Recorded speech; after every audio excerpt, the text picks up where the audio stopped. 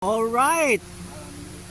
Yes mga idol. So ito yung ating dito tayo sa ating kinatatayuan ngayon sa pinaka-location natin. So kung saan is makikita natin yung buong Queen City of Cebu mga lods.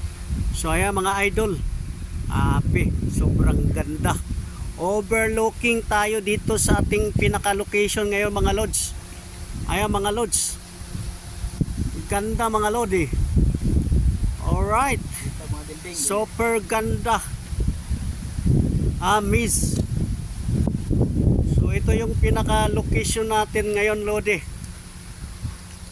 Ito yung pinaka magandang tanawin sa lahat ng natatanaw natin.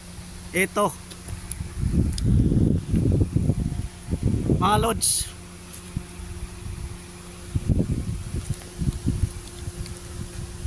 Tingnan mga idol.